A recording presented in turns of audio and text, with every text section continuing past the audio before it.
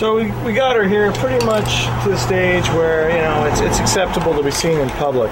Now, the WOG paint job's never really going to truly be done, because gradually you start with the rust and slowly it creeps up over your whole vehicle. You do it, pretty much 3 spray paint cans at a time. You can only afford to get, put $30 in your paint job at a time. Well, then you go buy 3 spray paint cans, put the effort in, and you'll be surprised what you can wind up with. You can get some pretty neat stuff when you're messing around. The number one thing you got to remember, though, always, is make sure you go in layers. It's not how big the patches are. It's to make sure that the jagged lines are always there in layers so that you can give the illusion that it's just constantly cutting, stenciling, constantly cutting and stenciling, and you're going to get really dirty, but it's a lot of fun. And when you're done, I think the truck looks really, really nice when it's finished.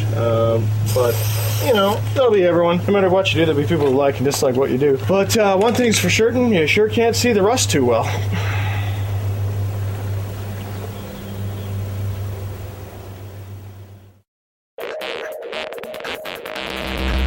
Whenever you go into a job interview, generally you will have 1, maybe 2 people interviewing you. If you're lucky, you only have 1. Nobody is going to hire an individual. It's not going to happen. Only thing they want to hire are mindless automatons. If you have little things that make you an individual, an eyebrow piercing, tattoo, things like that, cover them, hide them. Nobody wants to see them. When you enter the interview, you must realize that you're not there to get a job. You're not there to be honest. You're there to tell the individual what they want to hear. You're there to win them.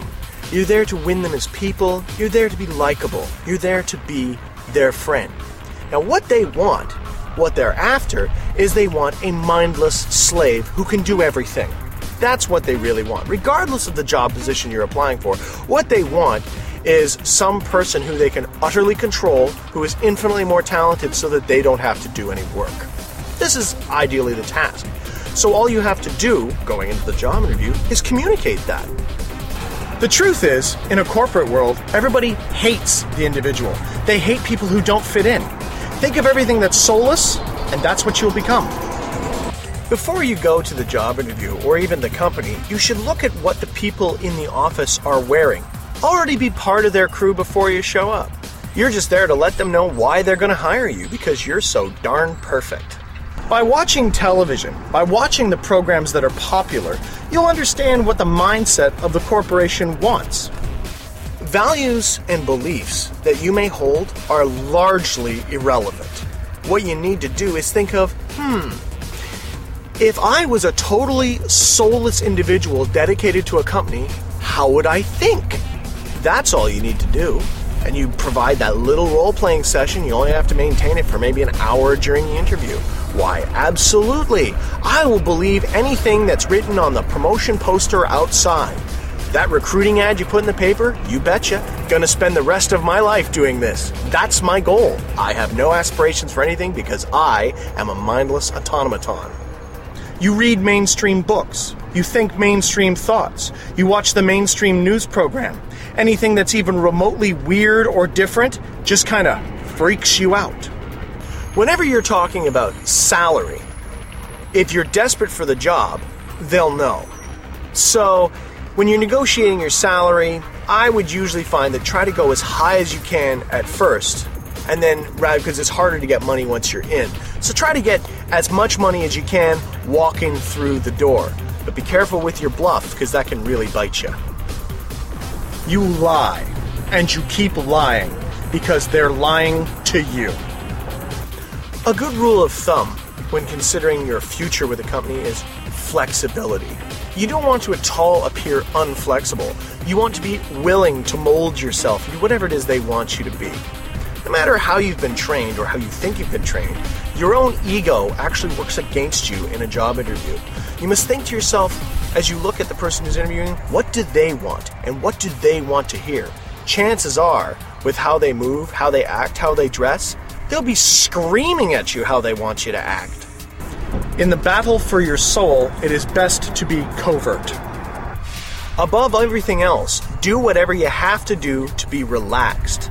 Not sloppy, and not a slob, and definitely not stupid, but you want to be relaxed, confident, because you've got this job. And if you don't have this job, you've got another job just around the corner, because you're a winner. Talk a lot about the core politicals, talking a lot about who these core politicals are, but who are the core politicals other than the multinational corporations? Who's in charge of them? Well, it's easy to discover who's in charge of them. All you got to do is follow the money. And when you follow the money, where do you always wind up? The banks. The banks have all the power, which is kind of funny because the banks shouldn't actually have any money. This was an institution designed to protect your money. This is what banks are for. This is how banks came into being. Yet suddenly they're now the ultimate power in the universe. How did that happen? The way that happened was by the bank's greatest weapon, and they wield this weapon in modern media like no other weapon or no other tactic at their disposal. That is debt. They will try their hardest to drive you as far into debt as they possibly can. The way they do this is by creating wants, creating needs, creating the need for status, buying things you can't afford to impress people you don't even like. They make you think that in order to get laid, you need to drive a certain kind of car. They make you think that in order to be beautiful, you have to smear your face with chemicals. This is what they teach us. They teach us this through the media. They teach us this in the general society. They teach us this in every way they communicate with us. But the way we can avoid all of it, the way we can avoid the pressure, is to avoid debt. And you think to yourself, well, you can't exist in today's society without going into debt. Yes, you can. It's hard, but you can do it. As a WOG, your number one goal should be to get out of debt, or at least get out of recorded debt. If you can eliminate your records of debt, well, by all means, I would use any means necessary to eliminate any and all records of debt that you possess. The quickest and easiest way to do this, of course, is to simply pay them off, which means you need money, which means you need to work, because as we all know, if you can't pay your debt, well, then you're a thief, and then you're a terrorist, and then you go to jail, and you wind up locked down somewhere in some slave camp building computers for Dell. So the banks, realistically, are the ones in control, and the way they maintain control is by maintaining a massive debt load upon the populace. This is why they are the robber barons. We can make them powerless, and you can do that by just not going in debt.